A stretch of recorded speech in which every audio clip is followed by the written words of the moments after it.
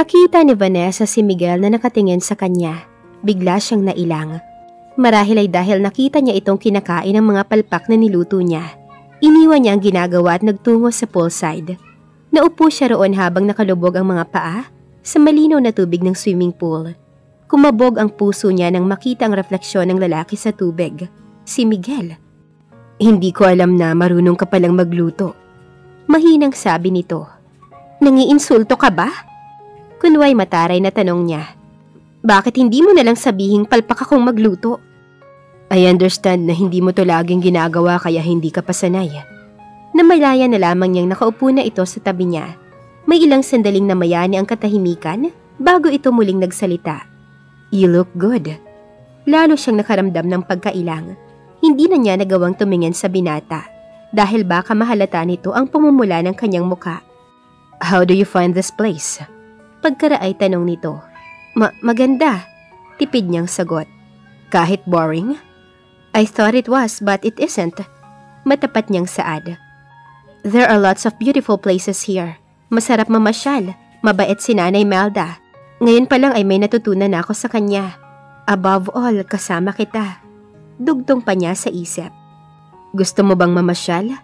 Tanong nito. Sasamahan kita. Fine with me. Let's go. Hinawakan siya ni Miguel sa kamay at inalalayang makatayo. Pakiramdam niya ay may kuryenteng tumulay sa katawan niya sa pagkakalapit nilang iyon. Hindi mapigilan ang pagkabog ng kanyang puso. Masayang masaya siya. Lalo na't hindi nila napag-usapan ang balak nitong ihatid siya ng Maynila ng araw na iyon. Nagulat si Franco nang makitang magkasama sina Vanessa at Miguel. Kakatapos lamang nitong makipag-deal sa isang kliyente sa rancho nang madatnan sila. Pinagmasdan nitong mabuti ang bagong ayos niya. Maging ito ay hindi makapaniwala na ganoon siya kaganda. Gusto niya bang mga bayo? Tanong ni Franco nang makalapit sa kanila. Umiling siya. I don't know how. Marunong ako. Agaw ni Miguel. Tinuruan ako noon ni Franco. Don't worry, hindi pasaway ang mga kabayo rito. Pagkasabi niyo na nagpakuha ito ng isang kabayo sa tauhan, inalalayan siya ni Miguel na makasakay sa kabayo. Talaga bang marunong ka? Nag-aalalang tanong ni Vanessa. Tumango ito. Don't worry, hindi kita pababayaan. Parang humaplo sa puso niya ang sinabi nitong iyon. Ilang sandali pa'y nakasakay na rin ito. Wait! Pigil ni Miguel nang akmang patatakbuhin na ni Miguel ang kabayo.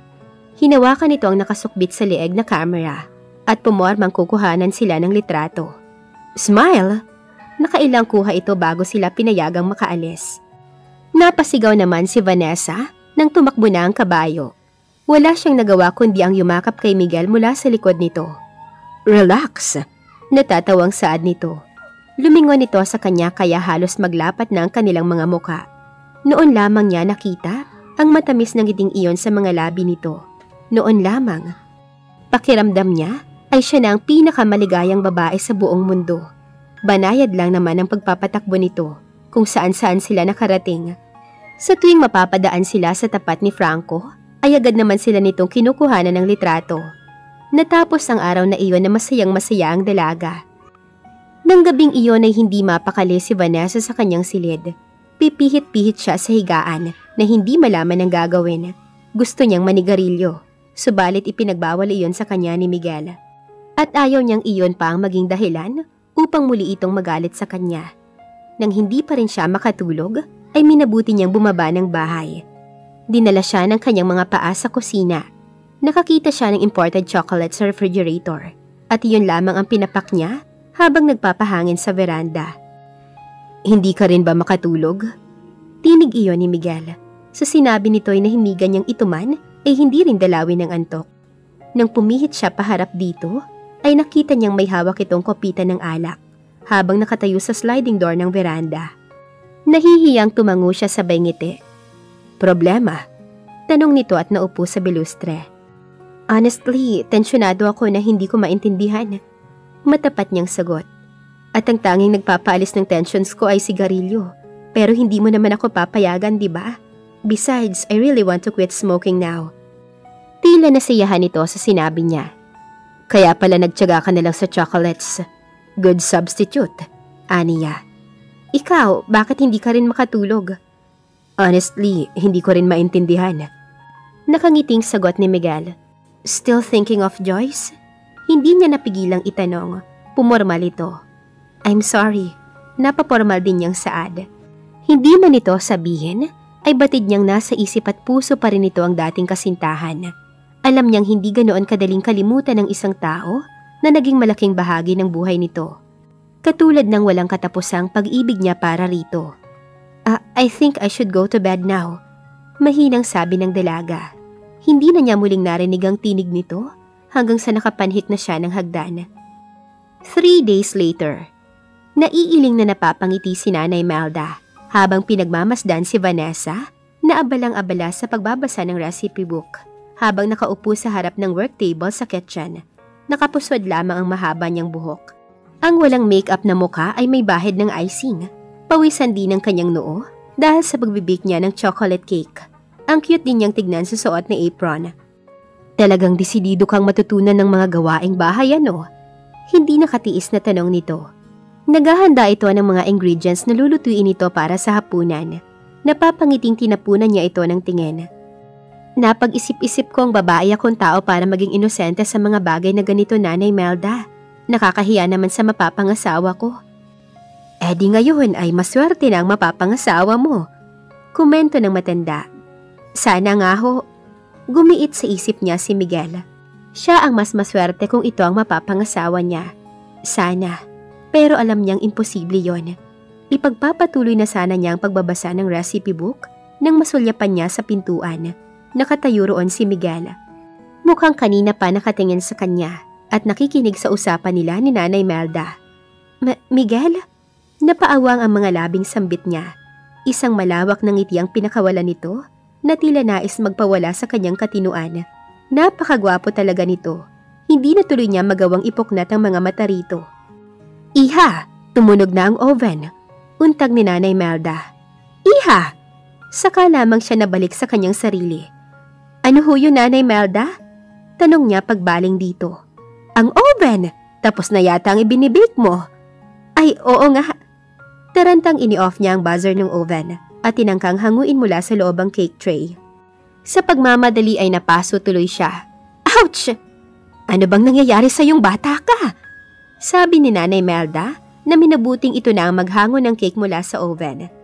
Inilagay nito iyon sa ibabaw ng work table bago siya binalingan. Hindi ka kasi nag-iingat eh. Sermon ng matanda. Hayan tuloy, namumula ang kamay mo.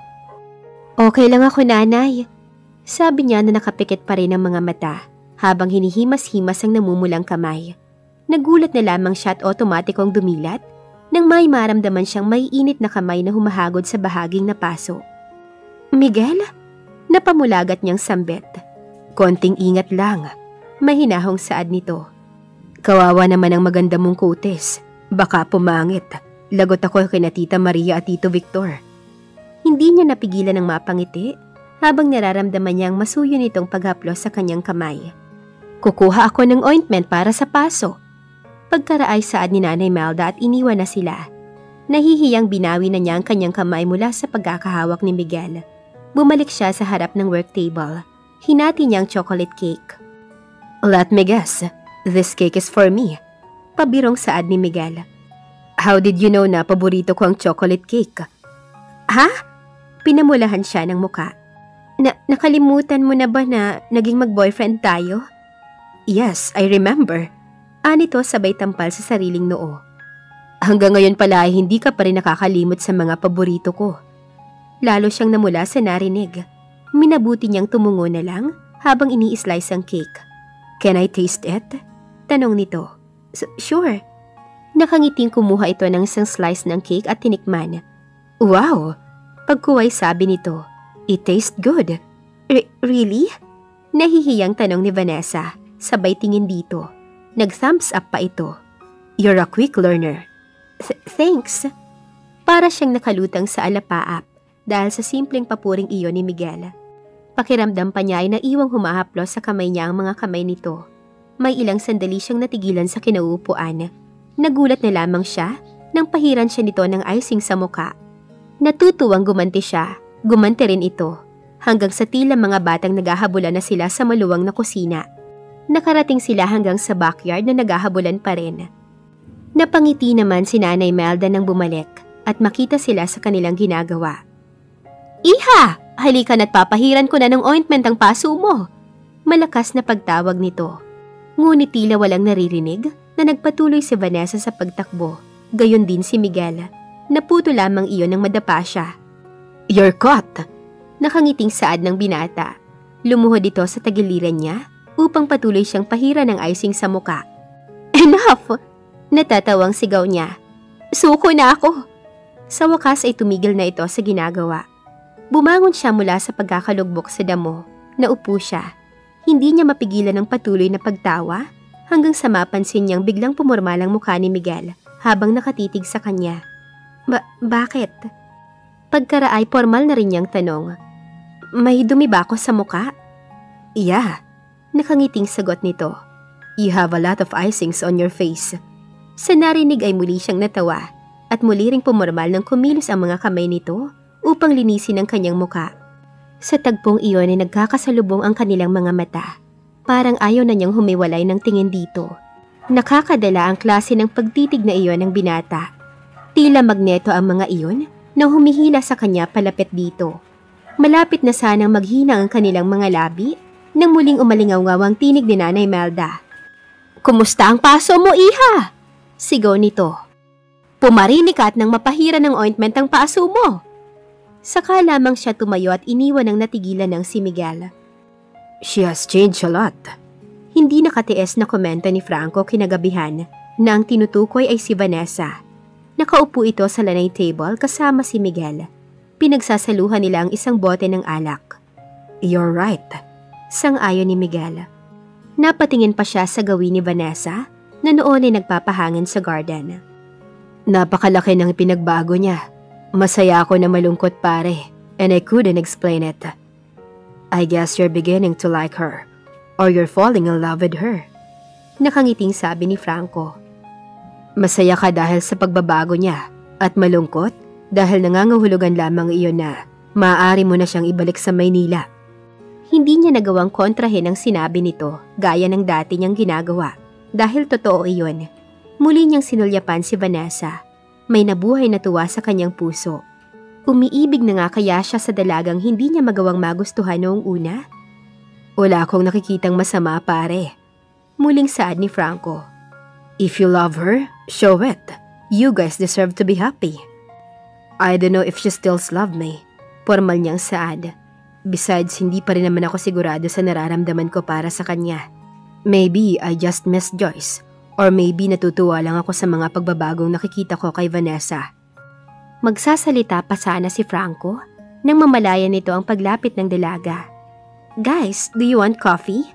Nakangiting tanong nito nang makitang naubos na ang laman ng bote ng alak na pinagsasaluhan nilang dalawa. I'll make you a coffee if you like. How nice of you. Ganting ngiti ni Miguel. Kaya lalo ka rin gumaganda. I think you should really drink a coffee. Kahit medyo madilim, ay napansin niyang nag-blush ito. Pero halatang pinilit pa rin kumilos ng natural. Mukhang lasing ka na. Nagiging bolero ka na kasi eh. Just a minute. Pakanta-kanta pa itong tumalikod paalis. Lumawak naman ang pagkakangiti ni Miguel habang sinusundan ang tingin ng dalaga. I think you're really in love. Sabi ni Franco. Nagkibit balikat lamang si Miguel habang may ngiti sa labi na tila teenager sa kilig ng mga sandaling iyon. Simula na ba ito ng masayang pagsasama ni Miguel at Vanessa? Abangan ang huling kabanata ng ating kwento. Please like, share, subscribe for more updates. Maraming salamat po.